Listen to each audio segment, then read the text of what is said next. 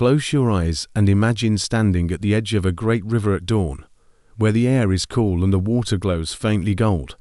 3,300 years ago, life along the Nile was deeply connected to nature. The river was the beating heart of an entire civilization. This was ancient Egypt during the New Kingdom, a time of power, confidence, and cultural richness. Temples rose, trade networks stretched, and ordinary people built lives around the Nile's dependable rise and fall. To truly experience life along the river, we must step into the everyday rhythms that shaped how people worked, worshipped, and lived. The year began not with a calendar, but with the Nile itself. Its annual flooding, the inundation, determined everything.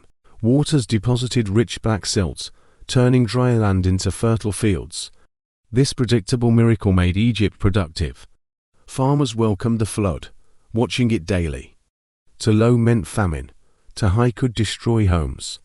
They tracked its rise with anxious hope, offering prayers to the gods to keep the balance just right. Villages were tightly knit communities, built of mudbrick, clustered close to the river for water and transport. Mornings began early, men headed to fields, women prepared food, ground grain, and managed households. Children helped with chores or learned trades by watching elders, absorbing knowledge from daily repetition. The river was a constant presence, filled with boats of every size, from small reed skiffs to larger wooden vessels. For most Egyptians, the Nile was the safest and fastest road, far easier than crossing the surrounding deserts. Food was abundant.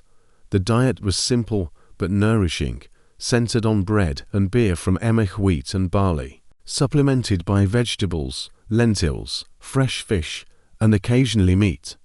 Meals were communal, reinforcing social bonds. Religion was woven seamlessly into daily life, present in household shrines, spoken prayers, and small acts of devotion. Egyptians believed gods maintained the natural order, Mat. The Nile's flooding was a sign this cosmic balance was upheld. Major temples along the river served as religious, economic, and administrative hubs, employing thousands of workers. Participation in temple life meant stability, employment, and purpose within a vast divine system. Over all of this reigned the Pharaoh, believed to be both human and divine, the living link between gods and people. Around 3,300 years ago, Egypt was ruled by powerful kings like Ramesses II, symbolizing strength and continuity. His building projects dominated the landscape, constructed by ordinary Egyptians whose labor followed seasonal rhythms. Education and literacy were limited to scribes, trained from a young age to master complex writing systems. They recorded everything from grain deliveries to religious texts. Most people lived in a world saturated with symbols. Health and medicine blended practical knowledge with spiritual belief. Healers used herbs, bandages, and spells. Understanding illness as both physical and supernatural imbalance, supported by a stable food supply and social structure. As the sun set, evenings brought a slower pace. Families gathered, stories were told, and music played.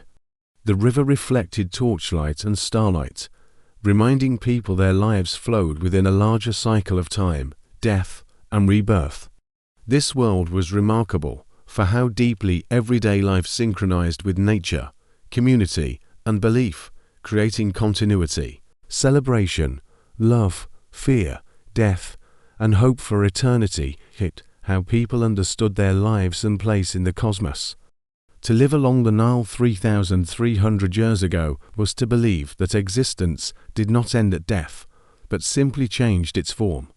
Festivals were anticipated moments, breaking routine with music, feasting, and processions that filled towns with color.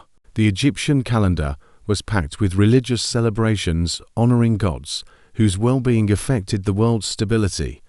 During major festivals, statues of deities were carried from temples along the Nile in decorated boats.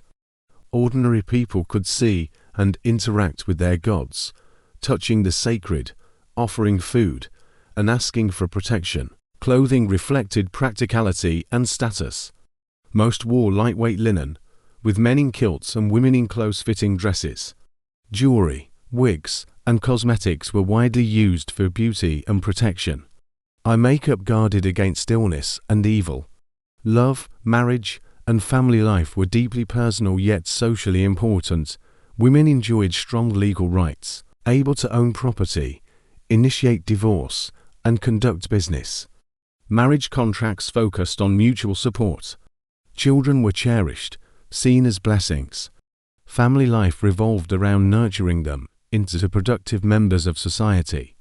Music and entertainment filled everyday life, with songs sung during work, instruments played at gatherings, dancers performed at festivals and banquets.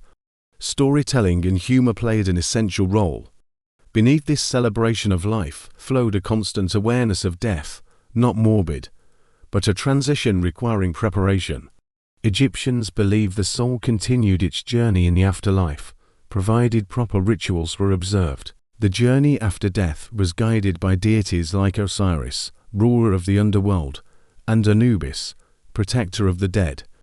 The weighing of the heart, a judgment where one's moral life determined access to eternal fields of peace. Tombs, grand or simple, were stocked with goods, food, tools, and spells to assist the deceased in the next world. Walls were painted with scenes of daily life, farming, fishing, and family gatherings, as magical assurances. For the elite, the afterlife was an idealized version of life along the Nile. For common people, reunion with loved ones.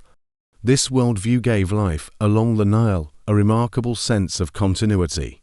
Every action carried eternal significance. The pharaoh, like Ramesses II, reinforced this, seen as a guarantor of harmony between gods, people, and land. When night fell and stars appeared, Egyptians saw reflections of the divine order above, mirroring their world below. To experience life along the Nile 3,300 years ago is to understand a civilization that found meaning in rhythm, balance, and connection, where the river shaped not only the land, but the soul of its people, leaving a legacy that still whispers across thousands of years.